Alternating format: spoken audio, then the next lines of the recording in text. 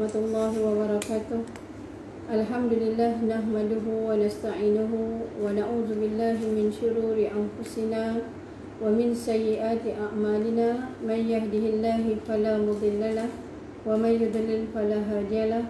Asyhadu an la ilaha illallah wahdahu la syarika lah wa asyhadu anna Muhammadan abduhu wa rasuluh.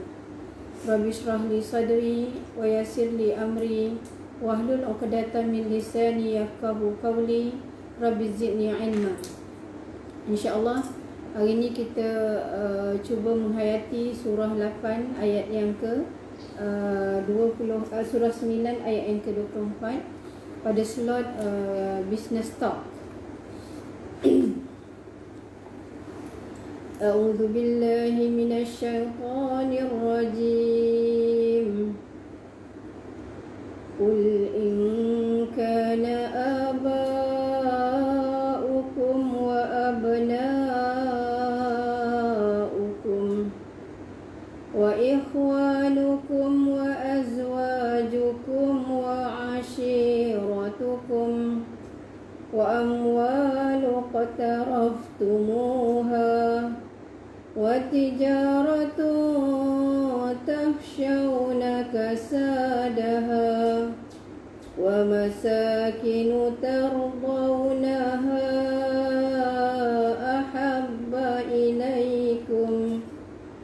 ahabba ilaykum minallahi wa rasulih wa jihadin fi sabilih wa tarabbasu hatta ya'tiyallahu bi amrih wallahu la yahdil qaumal fasiqin. Qul, katakanlah oleh engkau, in jika kana adalah ia aba'ukum, bapa-bapa kamu atau nenek moyang kamu, wa abna'ukum dan anak-anak kamu, wa ikhwanukum dan adik-beradik kamu, wa azwajukum dan pasangan-pasangan kamu, wa ashiratukum dan pergaulan kamu, wa amwalun dan harta iktaraftumuha yang kamu telah usahakan akan dia, wa tijarah dan perniagaan tahsyawna kamu takut kasadaha kerugiannya, wa masakinu dan tempat tinggal tardaunaha yang kamu redha akan dia, ahabba yang lebih kasih ilaikum kepada kamu minallah daripada Allah, wa rasulih dan rasulnya, wa jihadin dan jihad fi sabilih pada jalan Allah, fatarabbasu maka tunggulah kamu hatta sehingga ya'ti Allah, Allah mendatangkan bi amrih azabnya. Wallah dan Allah la tidak yahdi yang memimpin al-qaumal fasiqin kaum orang-orang yang fasik. Jadi hari ini apa yang kita nak bincangkan pada tajuk Allahu Akbar in Business, kan? Maknanya bacaan-bacaan dalam solat kita bukan satu mentera, dia adalah bacaan yang mesti kita bawa dalam segala perbuatan yang kita lakukan di dalam kehidupan kita sehari-hari maupun bisnes, kan? Jadi sebab tu sebagaimana yang kita dah banyak kali bincang, tapi saya akan terus mengingatkan sebab sifat Quran yang diturunkan oleh Allah dalam keadaan sentiasa diulang-ulangkan untuk kita berperingatan. Allah kata, wa bataghi fima atakallahu daral akhirah wa la tansa nasibaka minad dunya. Carilah bahagian akhirat dan jangan kita sekali-kali lupa bahagian dunia, iaitu kita tidak boleh buang dunia, kan? Sebab ada setengah-setengah orang yang mengaku Islam atau agamawan, kadang-kadang mereka menunjukkan contoh yang salah dan sesat dari segi agama, yang membuang dunia dan mengharapkan harta sedekah untuk mereka pergi ke sana sini atas nama agama, kan? Kadang-kadang pernah berlaku saya sendiri melihat ada satu family yang mana susahnya keadaan family dia, anak-anak dia dan sebagainya, kan? Dalam keadaan ditinggalkan, dalam keadaan yang tidak kecukupan dari segi sewa rumah, dari segi makanan dan sebagainya kan. Jadi diguna benda ni adalah atas perjuangan agama. Ini adalah satu ajaran yang salah, bukan daripada ajaran Islam kan. Jadi sebab tu kita kena faham. Sebab tu kita tengok kadang-kadang nowadays banyak tahfiz yang menggunakan atas nama agama untuk maknanya menjadikan anak-anak sebagai medium yang mereka gunakan untuk mendapat dana untuk mereka hanya meminta sedekah kan, tanpa mereka bekerja dan sebagainya, na'udzubillah kan. Jadi benda-benda ni kita kena kerja keras dalam perkara ini jadi satu perkara yang biasa kan. Kita kena basmikan keadaan ni. Sebab tu kami di AL-MADAR TAHFIZ School iaitu mewujudkan business tadi, iaitu agar maknanya para hafiz atau hafizah yang lahir daripada sini, iaitu mereka telah ada maknanya kerja tetap ataupun maknanya bisnes yang ditarbiahkan sepanjang pengajian mereka di AL-MADAR daripada sekolah rendah sehinggalah ke tingkatan 5 kan. Jadi berbalik pada maknanya segala solat yang kita kerjakan, dia adalah ukuran bisnes yang kita lakukan kan. Jadi sebab tu bisnes sebagaimana yang kita dah bincangkan adalah struggle-nya kita dalam menyediakan modal diri dan modal harta yang kita gunakan di dalam bisnes yang menyelamatkan kita daripada azab yang pedih, iaitu di dalam keadaan kita tidak melupakan bahagian di dunia. Dapat tak? Dapat tak anak-anak? Apa dia? Bisnes adalah struggle dalam kita menyediakan modal diri. Capital ada dua, satu modal diri, satu lagi modal harta. Jadi struggle kita dalam menyediakan modal diri dan modal harta yang akan kita gunakan dalam bisnes yang menyelamatkan kita daripada azab yang amat pedih dalam keadaan kita tidak melupakan kelangsungan hidup kita di dunia kan. Jadi ini berdasarkan kepada ayat Quran yang Allah terangkan. Dia punya mafhum atau kefahaman ayat Quran. Allah kata, hal adullukum ala tijarah, mahukah aku tunjukkan kepada kamu apa itu bisnes, tunjikum min azabin alim, yang akan menyelamatkan kamu daripada azab yang pedih, iaitu tu'minuna billahi wa rasulih, iaitu kita beriman dengan Allah, beriman dengan Rasul, wa tujahiduna fi sabilillah, dan struggle pada jalan Allah SWT, bi amwalikum wa anfusikum, dengan harta dan diri-diri kita. Jadi itu adalah makna yang muktamad, yang final, yang diterangkan oleh Quran. Apa itu tijarah, apa itu bisnes kan. Jadi sebab tu kita kena faham solat kita ada connection dengan segala apa yang kita lakukan dekat dunia, walaupun dengan kita menyuap sesuap nasi kita. Semua ada connection dengan solat. Jadi sebab tu bagaimana kita nak belajar hari ini, bagaimana rukun qauli, iaitu takbiratul ihram tadi, yang kita bawa dalam dunia bisnes kita tadi, iaitu dalam menyelamatkan diri kita daripada azab yang pedih, iaitu api neraka. So today we are going to talk about how our recitation in Solah, and one of them is Takbiratul Ihram. How are we going to use it or connect it with our business? It's not just a magic spell. It's not just something that we just recite without any meaning, or we don't even try to connect it with whatever that we do in our business. But we have to understand the real definition of it and the meaning of it in our business. So today our session will be conducted in both language, English and also Malay language. So Waalaikumsalam to those of you who just joined us and give salam, and thank you for those of you who sent us a gift. Okay, thank you very much. God is okay. So today we are what is business? So business is how we struggle, how we really struggle and put a lot of effort, and how we really work hard to prepare two assets. So there are two assets that we have to understand. First is ourselves. What is being packaged with us means our effort, our time, and everything is ourselves. And the second asset is our wealth or money. So these two assets, how are we going to use it in our business that will save us from the hellfire and the punishment of Allah? In the sense that we never leave out our business or our part in this world.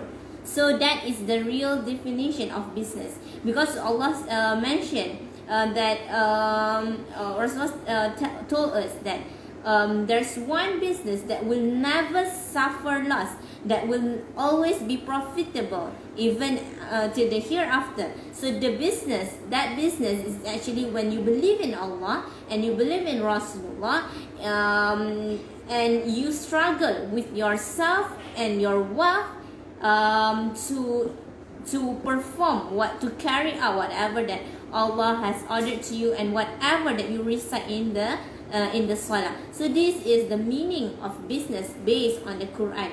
So how are we going to connect and carry out whatever that we say in the Solah? For example, our takbiratul ihram, Allahu Akbar. How are we going to bring it into the process of business that we hope that our business will save us in this world and also in the hereafter? Jadi preparation untuk modal diri kita dan juga modal harta adalah berjalan serentak. Maknanya kita tak ada nak preparation dari segi self development kita untuk menjadi servants of Allah. Maknanya berbeza dengan macam mana kita prepare dari segi modal harta. Ini bukan cara Islam. Islam maknanya meletakkan dua berjalan selari. Macam contoh kita makan, minum, maknanya dua perbuatan yang berbeza tetapi dia jalankan dalam keadaan yang lebih kurang serentak. Maknanya lepas kita makan, dah selesai makan, kita minum. Begitu juga dalam aspek lain. Contoh Allah kata innal lazi farada alaikal Quran. Allah memfardukan Quran yang menyebabkan segala aspek membaca, memaham, mengerti, beriman serta melaksanakan adalah satu perjalanan yang serentak. Maknanya bukan kita 3 tahun menghafal, lepas tu 3 tahun baru nak faham. Bukan macam tu, sebab kita tak tahu di manakah atau bilakah usia kita berakhir, yang menyebabkan segala perjalanan yang diperintahkan oleh Allah tadi berjalan serentak.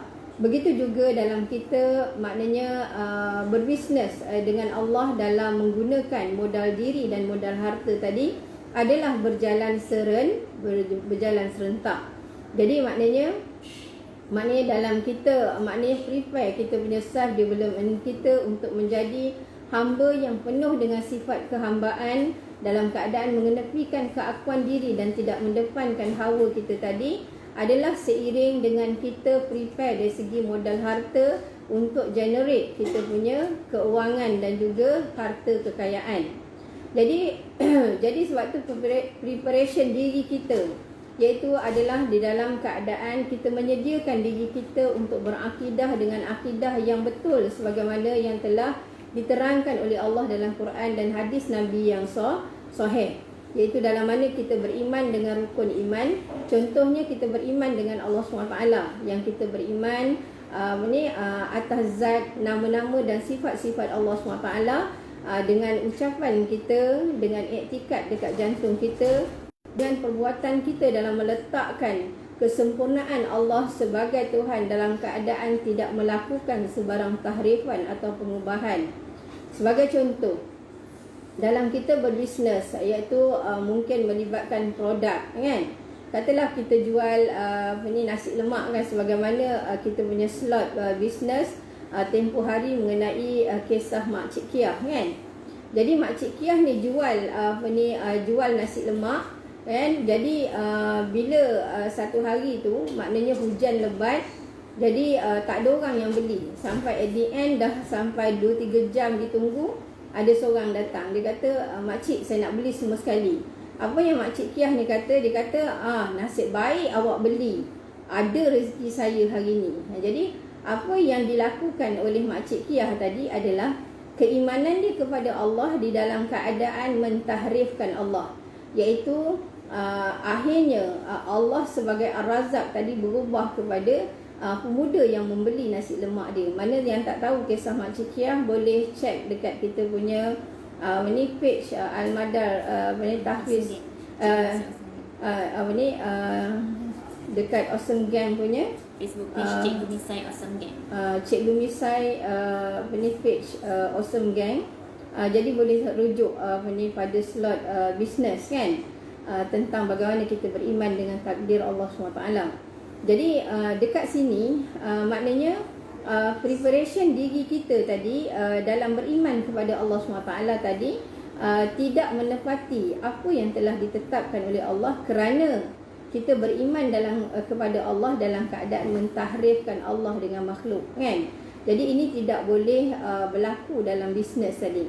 Jadi sebab tu modal diri adalah preparation kita, iaitu menjadi servants of Allah dalam keadaan kita mengenepikan keakuan diri kita dan dalam keadaan tidak bertuhankan hawa tadi, iaitu di dalam diri kita as a driver untuk kita dengan izin dan dengan kudrah Allah tadi melayari segala peringkat-peringkat bisnes yang kita jalankan kan. Sebab tu di dalam surah yang kita baca sebentar tadi, iaitu surah 9 ayat yang ke-24, yang mana 8 perkara ini iaitu termasuk tidak boleh maknanya ibu bapa kita, tidak boleh adik-beradik kita, tidak boleh suami atau isteri, tidak boleh sepergaulan kita, tidak boleh tempat tinggal kita, tak boleh kita punya perniagaan kan. Dan 8 perkara yang diterangkan oleh Allah tidak boleh lebih tinggi daripada Allah Subhanahu Wa Taala. Kalau tidak maknanya apabila 8 perkara yang diterangkan tadi lebih tinggi daripada keimanan kita kepada Allah, keimanan kita kepada Rasul dan struggle kita pada jalan Allah SWT tadi, menggugurkan Allahu Akbar yang kita ucapkan dalam sembahyang kerana kegagalan ianya dizahirkan di dalam bisnes yang kita lakukan. Itu kita kena faham.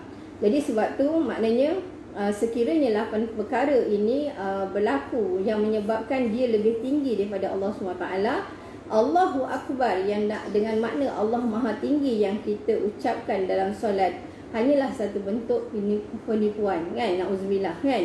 Jadi sebab tu maknanya bila kita kata Allahu Akbar, Allah Maha Tinggi, yang Allah Maha Tinggi daripada segala-galanya. Allah lebih tinggi daripada ibu bapa kita, Allah lebih tinggi daripada suami kita, Allah lebih tinggi daripada isteri kita, Allah lebih tinggi daripada tempat yang kita redha, Allah lebih tinggi daripada perniagaan yang kita takut rugi dan sebagainya. Faham tak? Jadi benda ni adalah bagaimana kita membawa roh ini, iaitu dalam meninggikan Allah pada tempat letak kesempurnaan Allah yang Maha Tinggi sebagai Tuhan tadi, iaitu kita bawa di dalam semua aspek kehidupan kita. So our preparation to prepare ourselves as an asset, and also the money that we have, the wealth that we have, should come along together. So while we are preparing to collect all the money and collect all the wealth, at the same time we have to prepare ourselves with all the positive things, so that we will be able to drive the business, and the main business is our business with Allah. So we always have to improve ourselves throughout our life. We have to prepare for self-development as the servant of Allah, together with to collect all the money or all the wealth that you want. So it's not only business is not only to collect as much profit as you can. but is to develop yourself as the driver of the business, who you are actually the servant of Allah, that you carry out what is being ordered to Allah. So the rules and regulation in your business is coming from Allah, it's not from yourself. Okay, so that's why when we connect ourselves with Allah, we will be able to achieve the profit that is not only massive in this world, but it's also the profit that will everlasting in the hereafter. So our preparation for ourselves is by believing in each of the arkanil iman. For example, believe in Allah with His beautiful name, with His all the attribute to Him, and with whatever that we say with our mouth, whatever that we think and feel in our heart, and whatever our action, in a form that we really put Allah as at the highest place in our heart and in our life.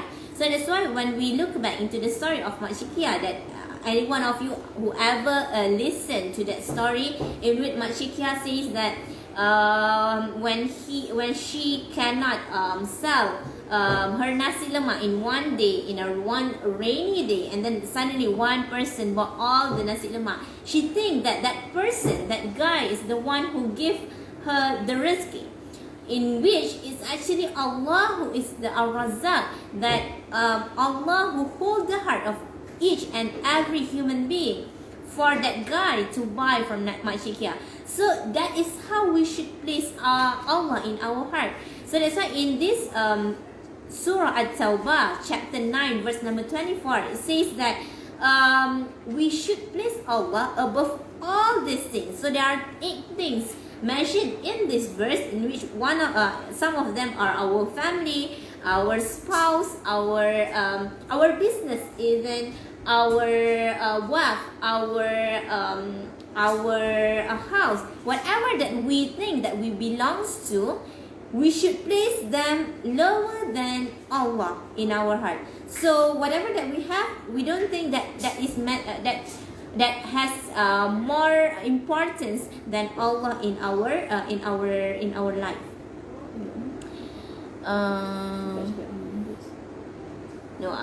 No, because just now there's one person who say that I don't want to talk about that comment, because I think that comment is doesn't have any base. So I don't want to talk about that comment. That comment is from Taufik TBH. So yeah, it says that God is a man-made. So I don't want to talk about it, because maybe that person is they don't have I suppose it's he doesn't have basic knowledge about Islam. So that's why I don't want to talk about it. So let's try to understand today's topic, so that you can understand how actually the question being answered by Allah in the Quran. Okay, so it's okay, Mr. Kat Meow. It's okay, just we focus on this topic, and we hope that, and we pray that that person will eventually understand it from the knowledge from Allah. So he's rolling the mind. Yes, that's why I don't want to talk about the comment. It's okay.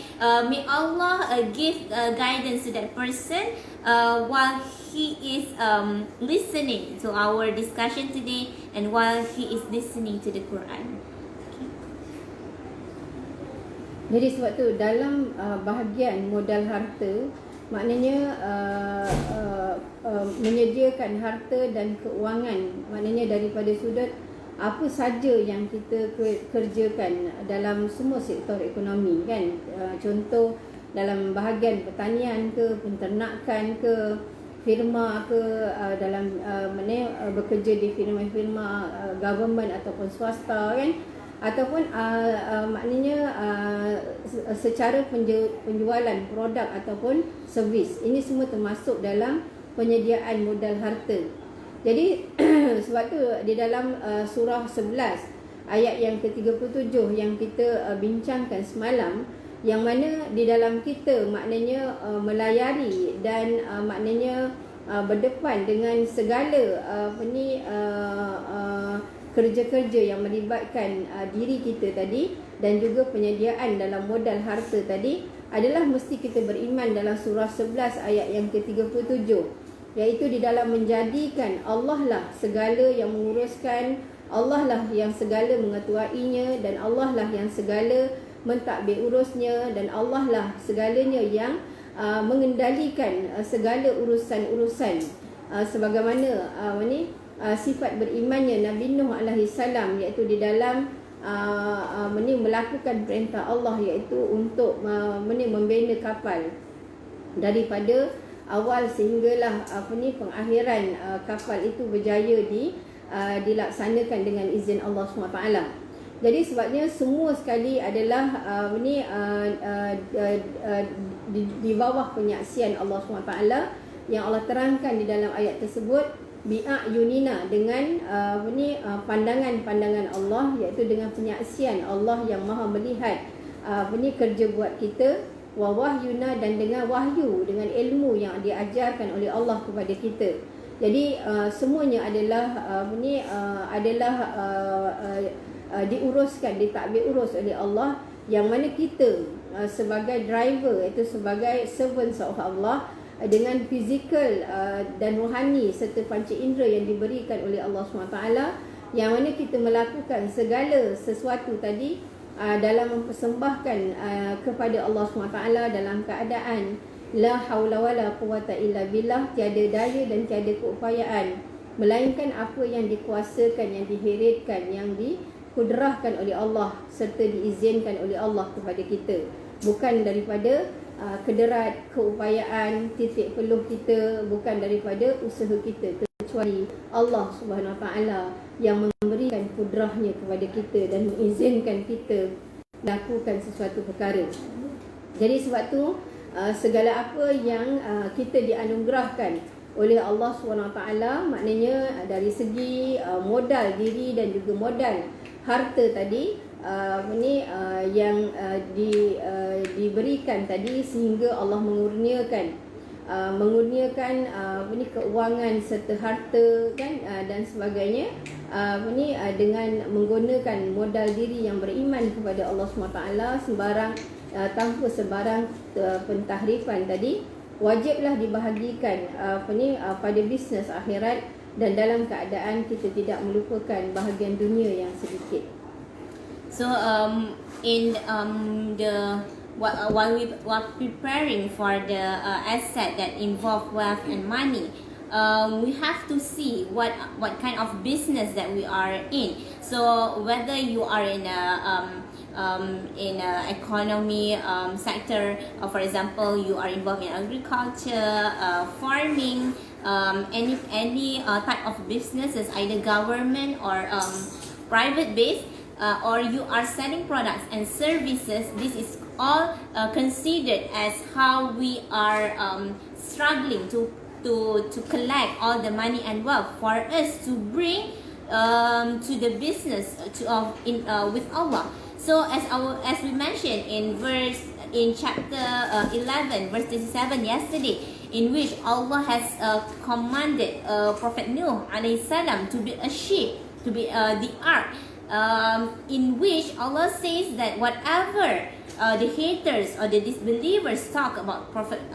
Nuh alayhi salam, just let them be, and Allah will be the one who will take care of Prophet Nuh, and Allah will be the one who will watch over Prophet Nuh, and Allah will be the one who will handle everything, the businesses and everything. So Allah is the leader, because we don't have any power and we don't have any strength without the kudrah from Allah, as how we always recite la hawla wala quwwata illa billah. So we don't have any power, so that's why we have to let Allah be our leader, be our boss, the ultimate leader, that handle or that give order in our business. So with everything that Allah bestowed to us in the form of ourselves, our hands, whatever body part that we have, that we think we have strength with Allah, and the wealth and also the money, we should give it back in the path of Allah. So we have to allocate it wisely for our deen, for the hereafter, and also the business in our dunya, in this world. Miss, tentang maknanya manusia, kepercayaan seseorang mengatakan manusia tadi adalah menciptakan sesuatu, kita kena faham macam ni, kan? Allah kata dalam Quran, ma yumsikuhunna illa rahman, segala sesuatu yang naik ke atas langit, seperti kapal terbang, kan, jet dan sebagainya, ma yumsikuhunna illallah, kan, ma yumsikuhunna illa rahman, tidaklah yang memegangnya melainkan Allah. Jadi kadang-kadang kita kena faham perkara ni sejak daripada kecil. Sebab tu kadang-kadang sejak daripada kecil lagi kita kena ajar anak-anak kita segala sesuatu tadi diciptakan oleh Allah SWT. Faham tak? Contoh Allah terangkan di dalam surah Ar-Rahman. Bukakan surah Ar-Rahman, kan? Dalam surah Ar-Rahman Allah kata bagaimana di lautan tadi Allah SWT mengadakan kapal-kapal yang besar, yang tingginya menggunung, kan, yang dia adalah milik Allah SWT. Sebab tu maknanya bila kita mengajar anak kita, kita tak differentiate, maknanya ada yang Allah cipta, ada yang manusia cipta. Maknanya sepandai mana pun manusia tadi, sebanyak mana pun harta manusia, manusia tidak mampu even untuk menciptakan sebutir gandum. Tak boleh. Sepandai mana pun manusia tadi dia punya intelijen dia, sebanyak mana pun harta manusia tadi, dia tidak boleh even menciptakan pokok. Tak boleh. Faham tak? Jadi sebab tu maknanya kita wajib maknanya mengajar anak kita pada akidah serta tauhid yang betul, kan? Sebab tu di dalam surah Ar-Rahman, jadi Allah kata fa bi ayyi ala'i rabbikuma tukadziban walahul jawab, bagi Allah lah kapal-kapal al-munsya'at yang tinggi menggunung, fil bahri, lautan, kal a'lam, seperti gunung-gunung yang besar. Jadi Allah guna lafaz lahu, bagi Allah. Faham tak? Jadi dekat situ kita tengok maknanya walaupun dari segi adat kita akan tengok dekat kapal tu dia tulis maknanya Bridgestone punya company kapal, kan, ataupun mungkin Simon punya kapal, kan, ditulis besar-besar. Tapi semua sekali adalah lahu, milik Allah. Faham tak? Sebab tu kita tengok bagaimana Allah SWT menciptakan besi, kan? Menciptakan besi, adat besi tadi kalau bila kita baling dekat laut, kita baling dekat air, dia akan tenggelam. Tapi kerana besi itu dicipta oleh Allah SWT, iaitu satu kuasa yang maha berkuasa, yang maha tinggi, yang mana sifat besi itu tenggelam bila Allah jadikan, Allah yang membuatkan dengan ilmu Allah tadi, Allah memberikan kepada manusia sedikit untuk manusia melakukan dengan izin Allah, bi'ayunina, dengan penyaksian Allah, biwahyuna, biwahyunina, iaitu dengan wahyu daripada Allah SWT, dengan kudrah, dengan kuasa yang Allah menguasakan manusia untuk melakukan segala perbuatan. Maknanya mengetukkan nails, paku, kalau katalah kapal tu daripada papan, kan, bagaimana dia boleh welding besi, kalau kapal tu daripada besi dan sebagainya. Ini semua sekali adalah ditakbir urus, diketuai oleh Allah Subhanahu Wa Taala. Dengan manusia dalam keadaan dia tak ada power untuk itu. Faham tak?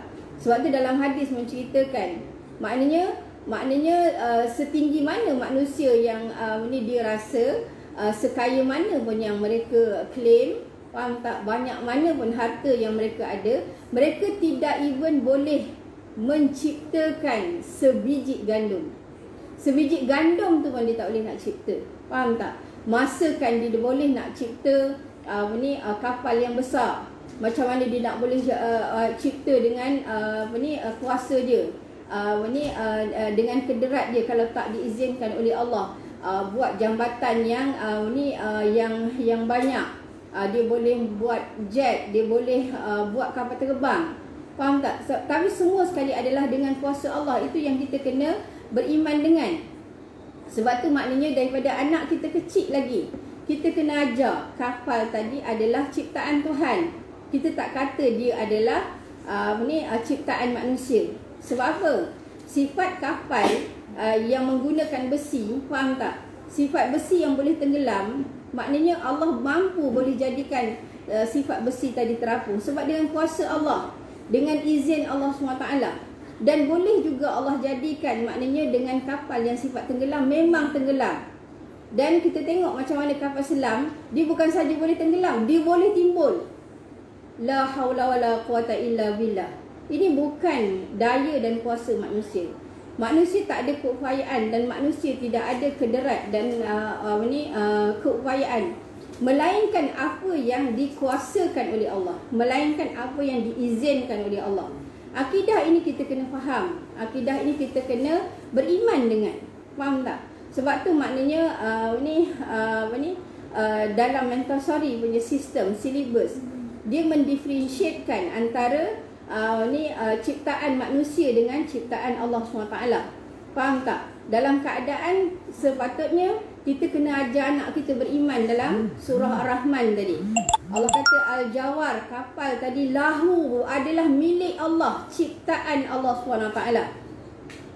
Manusia tadi yang Allah Ta'ala beri sedikit ilmu. Faham tak? Sedikit ilmu daripada ilmu Allah SWT tadi, yang menyebabkan dia sombong, yang menyebabkan dia takabur. Dia merasakan itu adalah milik dia, dia rasa itu adalah hak dia. Sedangkan Allah kata lahu, belongs to Allah.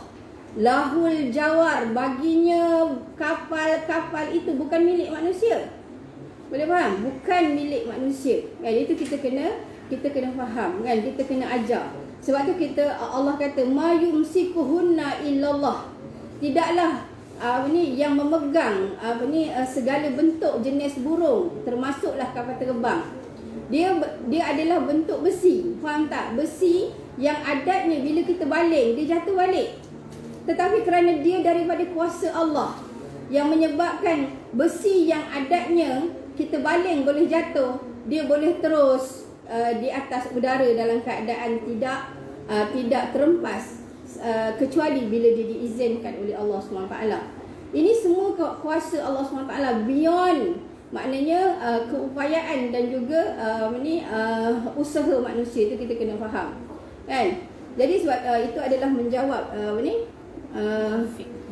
siapa dia kata nama dia? Taufik TPH. Dia dah tak apa. Kan? Maknanya kadang ada orang tak faham. Faham tak? Jadi kita kena faham benda tu. Faham tak? Kita tengok maknanya keupayaan manusia, kan? Kederat manusia dengan membina jambatan yang huge, jambatan yang gah berdiri dan sebagainya. Semua sekali dipegang oleh Allah. Maknanya kalau Allah tak pegang, dia boleh runtuh, dia boleh jatuh, dia boleh tumbang. Tetapi kenapa semua ini berlaku? Faham tak? Kenapa segalanya diizinkan terjadi? Kerana Allah yang Maha berkuasa. Ma yumsikuhunna illallah. Tidaklah yang memegangnya melainkan Allah. Sebab tu kita tengok kadang-kadang dekat berita dekat mana kan, rumah pangsa jatuh tumbang macam tu juga. Macam tu saja. Faham tak? Apple Tower dan sebagainya jatuh, boleh jatuh sebab Allah tak pegang, Allah izinkan dia jatuh, kan? Jadi ini kita kena faham dalam kita beriman, betapa berkuasanya Allah SWT dan betapa lemah dan dhaifnya kita, yang la haula wala quwata illa billah. Kita tidak ada daya dan keupayaan serta kekuatan even untuk meremang bulu roma kita, melainkan Allah Subhanahu Wa Taala yang mengizinkan, melainkan kudrah dan kuasa Allah lah yang memampukan untuk bulu roma tadi mengembang bila dalam keadaan kita ketakutan, kesejukan atau sebagainya. Tadi itu kita kena faham. Jadi apa pula ni? Terima kasih Mr. Cat Meow. For Asri Urut Bekam also following us, thank you very much and sending us Buat sikit gift. cakap, tak dengar. Okay. Mm-mm. I will read some of the comment by Mr. Katmia. Dia kata saya baru kerugian 30k tadi, tapi saya tak sedih sebab saya letak kepercayaan penuh pada Allah SWT. Dia kata angin di laut pun membawa rezeki, apa sahaja ciptaan Allah membawa rahmat dan rezeki. Seumpama kita menaiki kapal di lautan, ada yang naik kapal cantik, ada naik sampan, tapi semua menuju ke arah satu tempat akhirat. Sebab everything is held and owned by Allah. So kapal cantik ke, sampan ke, everything is by Allah. Everything is berjalan di lautan tu with the will of Allah. Malahan besi di angkasa jadi satelit semua atas keiznan Allah. Asri kata Allahu Akbar. Okey. Jadi berbalik kepada bagaimana Allahu Akbar, maknanya Allah yang Maha Besar tadi, maknanya kita bawa dalam bisnes kita tadi, iaitu bisnes dalam menyelamatkan diri kita daripada azab yang amat pedih. Jadi sebab tu kita wajib maknanya mengerti dan faham segala apa yang kita bacakan dalam solat tadi untuk menghadirkan Allah, mengadakan perasaan, emotion humble kita kepada Allah SWT. Sebab tu bermula dengan kita faham makna. Sebab tu bagi rakan-rakan dekat luar, sahabat-sahabat yang mungkin masih tak tahu lagi, maknanya sampai tahun 2021 ni masih tak tahu apa yang dibaca dalam sembahyang, maknanya please contact kami untuk kami berikan e-book secara percuma dalam bahasa Inggeris ataupun bahasa Malaysia, makna perkata keseluruhan makna-makna dalam Quran, makna-makna dalam solat daripada awal sampai akhir. Please, faham tak? Maknanya baiki dan upgrade solat kita tadi dalam kita meletakkan Allahu Akbar dalam keseluruhan aspek hidup kita.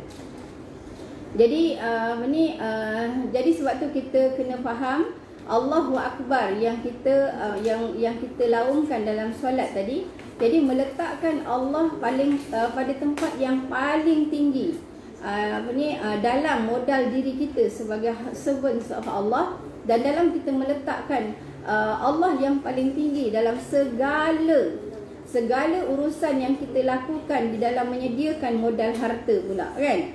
Jadi contoh maknanya dalam menyediakan modal diri kita, yang mana kita adalah orang yang struggle dalam melaksanakan rukun iman tadi. Contoh dalam kita beriman dengan Allah SWT, kita beriman dengan zat, nama dan sifat-sifat Allah SWT dalam keadaan pada ucapan kita, pada iktikad kita dan pada perbuatan kita, dalam keadaan kita tidak mentahrifkan Allah, iaitu tidak berlaku sebarang pengubahan seperti kes makkiyah tadi, kan?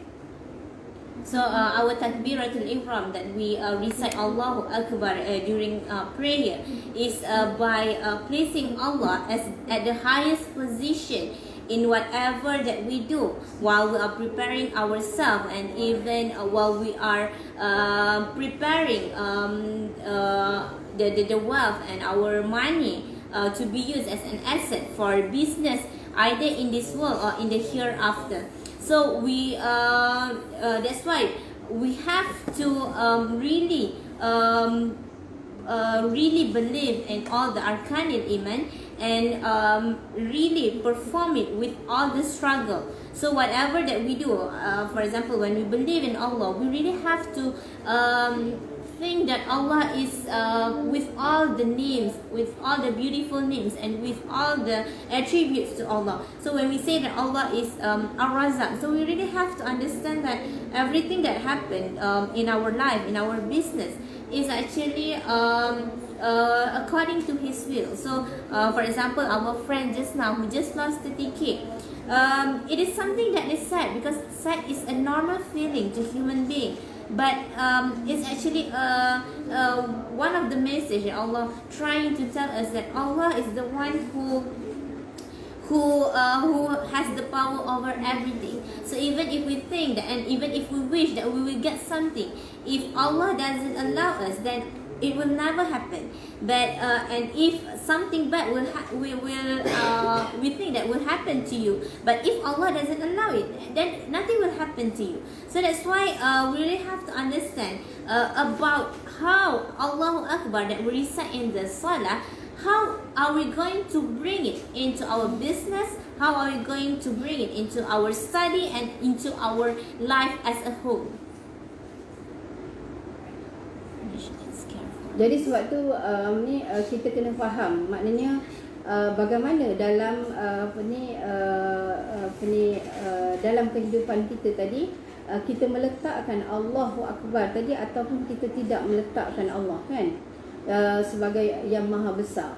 Jadi sebab tu kita kena faham bagaimana diri manusia tadi yang penuh dengan selfness, keakuan diri, dengan sifat takabur, dengan sifat sombong, dengan sifat riak, dengan sifat hasad, dengan sifat kemarahan dan sebagainya, dengan berbagai-bagai hawa yang negatif tadi.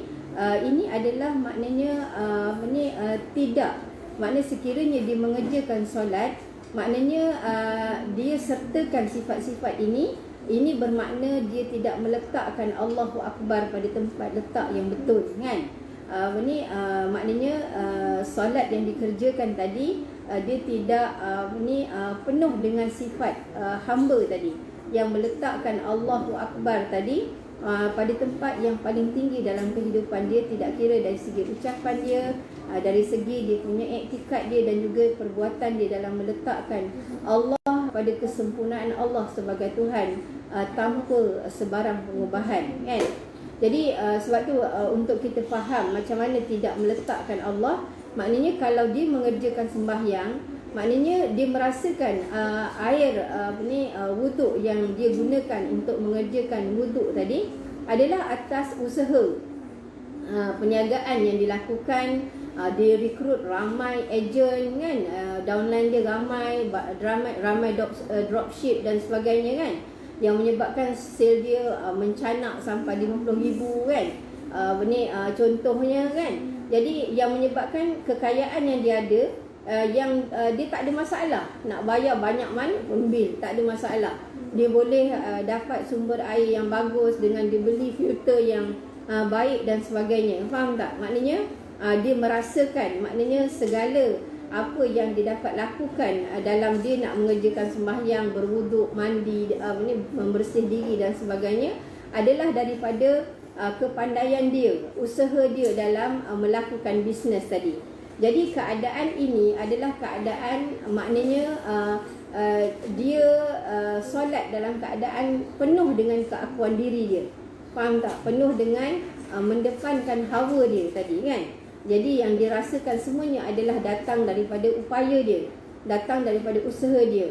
Begitu juga kalau mungkin dia memakai pakaian dalam solat dia adalah tanda kekayaan dan juga kemegahan yang dia mampu membeli maknanya telekung yang mahal, baju yang mahal, tempat sembahyang yang mahal, yang branded, kan, kerana kejayaan di dalam usaha bisnes yang dilakukan. Jadi kalau ini berlaku, maknanya macam mana bisnes yang dibawa tadi adalah dalam keadaan tidak meletakkan Allahu Akbar tadi di dalam semua aspek kerja serta tindakan yang dilakukan. Kalau katalah di dalam solat dia mampu untuk mengangkat takbir, dia mampu untuk sujud, dia mampu untuk rokok, kan, dia mampu melakukan segala perbuatan tadi. Ini adalah disebabkan dia sihat, dia kaya, dia berniaga pandai, dia maju berniaga, yang menyebabkan dia boleh beli makanan-makanan yang mahal, yang menyebabkan dia jadi sihat. Dia boleh dia boleh mengerjakan solat tadi dalam keadaan yang sihat, kan, dan sebagainya. Jadi ini semua adalah solat yang disertakan dengan keakuan diri atas bisnes yang dikerjakan, disebabkan dia merasakan semua atas kepandaian dia, atas usaha dia, atas upaya dia, dalam keadaan dia tidak meletakkan diri dia tadi dalam keadaan la haula wala quwata illa billah. Jadi berbeza pula bagi orang yang mengerjakan solat dalam keadaan adanya sifat hamba, yang dia mengenepikan segala keakuan diri dan tidak mendepankan hawa dia tadi. Maknanya kepercayaan dia dengan segala yang diberikan oleh Allah, dengan air yang digunakan untuk berwudu, adalah atas kasih sayang Allah SWT kepada dia, yang menyebabkan dia berwuduk tadi adalah untuk mencari rahmat Allah, agar Allah Ta'ala menghapuskan dosa dia dan sebagainya.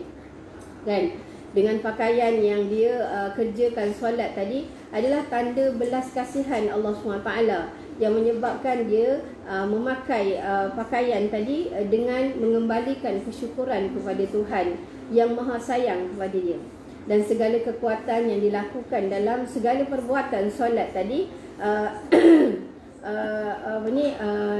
dengan rokoknya, dengan sujudnya, dengan takbirnya, adalah kerana Allah yang menguasakan, Allah yang memberikan kuasa dia untuk memampukan kita melakukan segala-galanya walaupun mengangkat tangan. Jadi maknanya dua bentuk bagaimana maknanya peletakan Allahu Akbar tadi pada tempat yang betul dalam solat, dan peletakan Allahu Akbar pada tempat yang salah dalam sembahyang, kan? Jadi sebab tu maknanya sekiranya driver tadi dia tidak meletakkan Allahu Akbar dengan pada tempat yang betul dalam sembahyang dia, dengan mendepankan segala hawa dan juga keakuan diri dia, maka sifat inilah yang akan dibawa di dalam segala penyediaan modal diri dan juga modal harta tadi, yang menyebabkan Allah pasti akan mengazab. Kalau Allah beri pun kejayaan, dia merupakan istidraj Allah untuk mengazab seseorang, na'udzubillah. Jadi sebab tu betapa pentingnya maknanya apa yang kita lakukan tadi, maknanya dalam act of worship to Allah, maknanya sentiasa dalam perhambaan kita kepada Allah, ubudiyah kita kepada Allah SWT. I will read some of the comment first.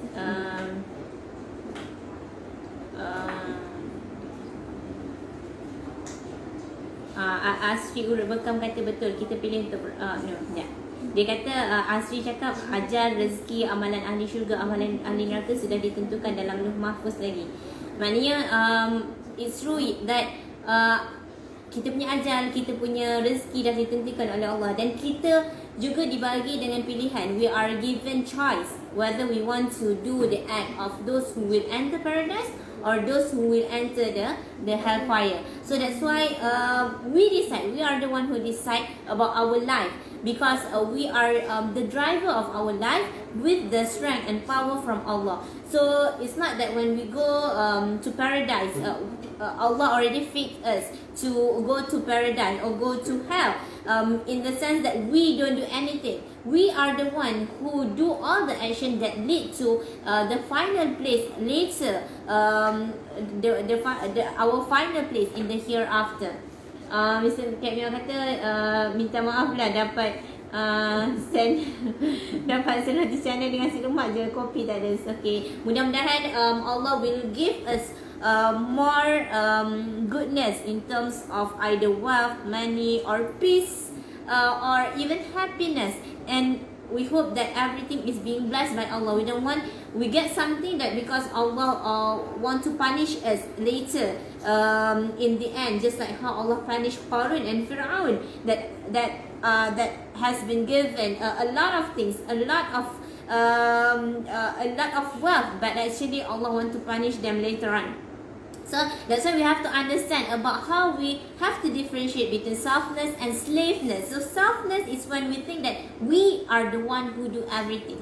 We are the one who are able to do this and that, achieve this and that because of our own effort, because of our own knowledge, because of our position, because of our own skill. So that's why to understand this in the sense of prayer, for example, when we use water, for example, for ablution, what we think at that moment? Are we thinking that we are the one who pay the bill because we are able to do business, because we have skills in business, we have skills in recruiting our downline, we have skills in recruiting more staff or more worker in our company? that we are able to pay the water bill, we are able to get all the things that is can allow us to present ourselves as the best from in front of Allah because of our effort, or versus that we think whatever that we have, for example water that we use for ablution,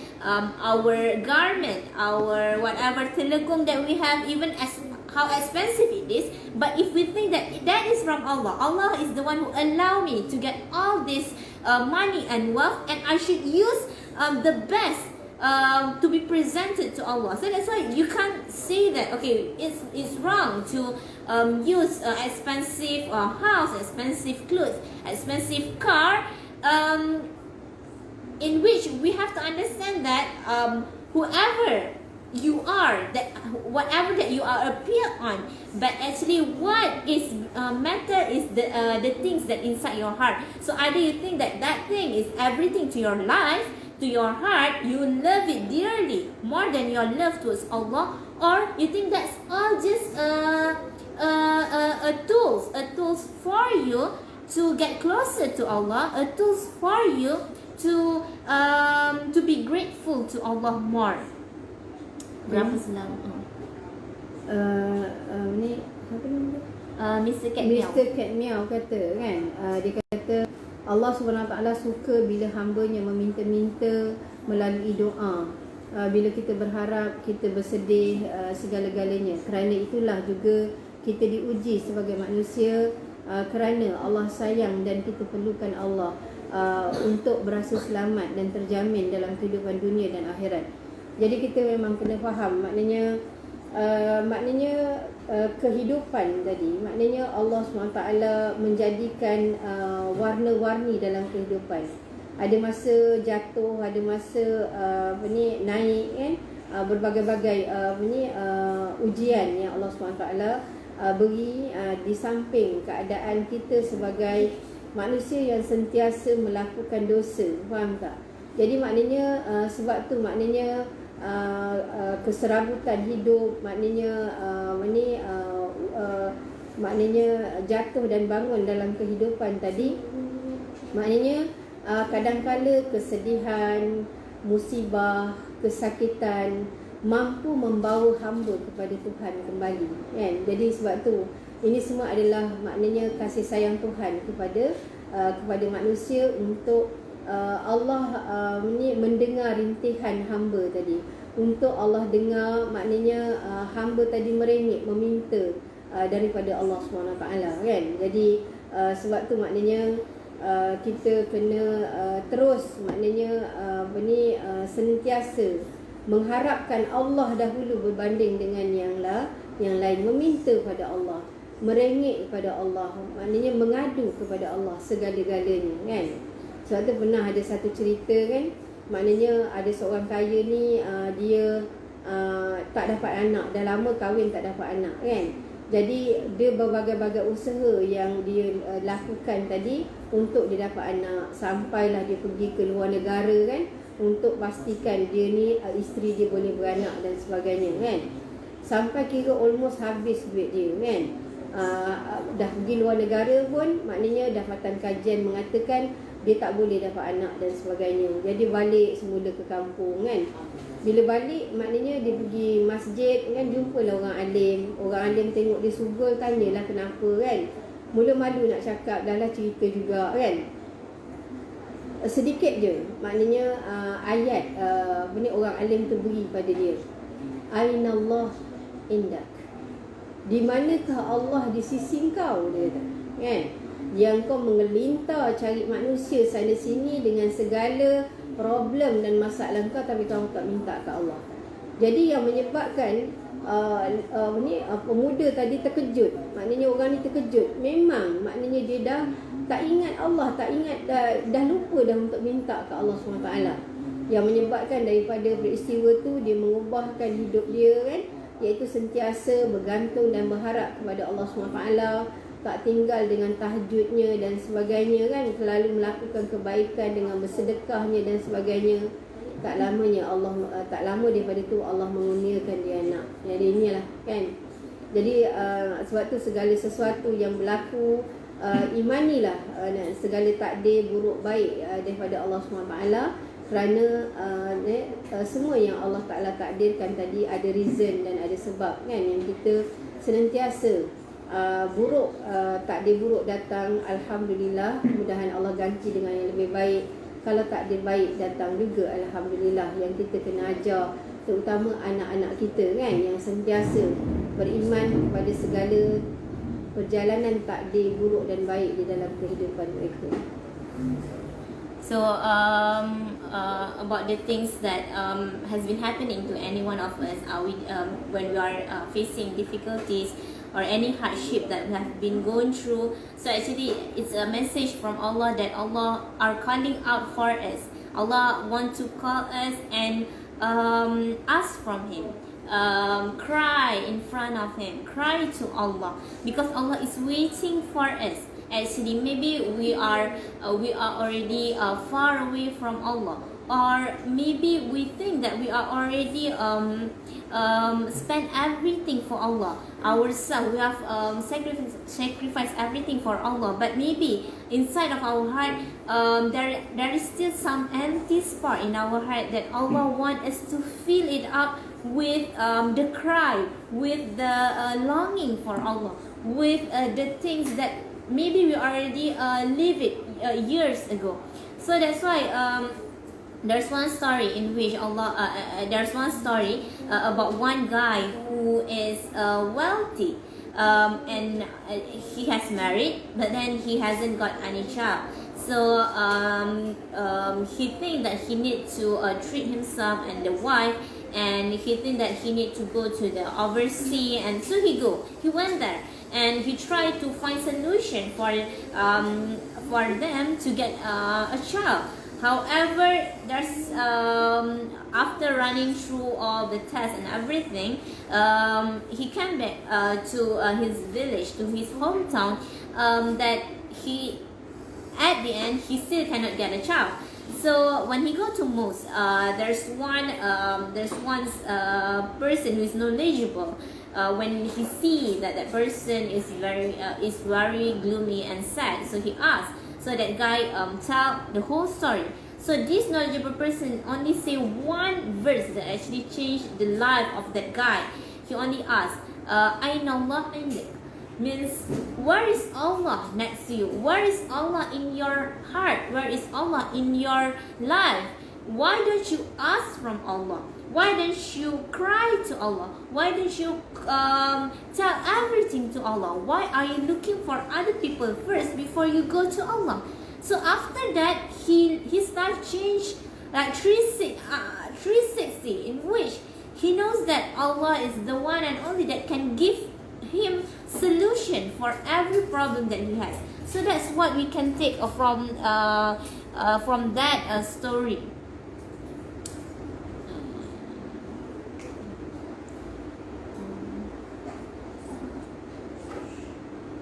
So Mr. Cat Meow said 3 tahun lalu alhamdulillah saya pernah hilang 200k, tapi Allah sediakan yang lebih baik semungkin. Alhamdulillah.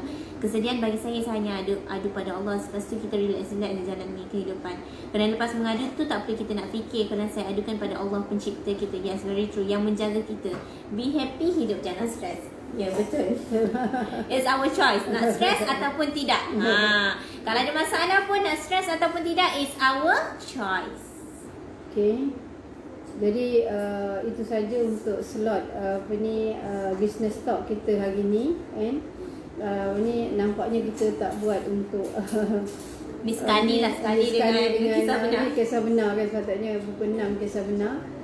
Tapi tak apa, sebab maknanya semua slot kita sekalikan dengan Q&A untuk maknanya kita share kan, apa yang sahabat-sahabat ada boleh dikongsikan dengan kami.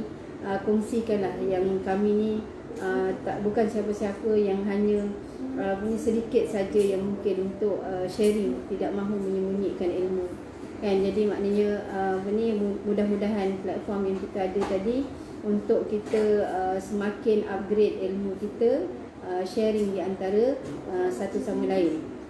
Jadi Dengan itu saya mengajak ibu bapa yang hendak menghantar anak ke Ma'had TAHFIZ, bagi pelajar lelaki tingkatan 1 dan sekolah rendah, bolehlah menghubungi kami di AL-MADAR Elite TAHFIZ School Shah Alam.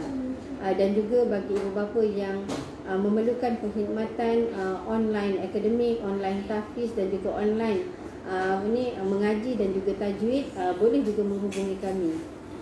Satu lagi yang ingin kami war-warkan ialah sesiapa saja sahabat yang masih tidak mengerti dan faham bacaan-bacaan solat yang mereka solatkan setiap hari, boleh menghubungi kami dengan memberi alamat email untuk kami berikan e-book percuma kan, dalam kita upgrade solat kita tadi untuk kita faham dan mengerti apa yang kita katakan pada Allah SWT.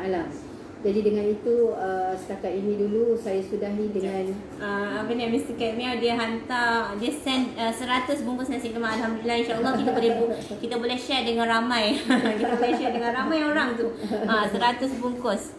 Kita jumpa lagi insya-Allah. Allahumma salli ala sayyidina Muhammad wa ala ali sayyidina Muhammad. Assalamualaikum warahmatullahi wabarakatuh. Waalaikumsalam. Okay, dengan itu kita sudahi dengan wabillahi taufiq wal hidayah. Assalamualaikum warahmatullahi wabarakatuh.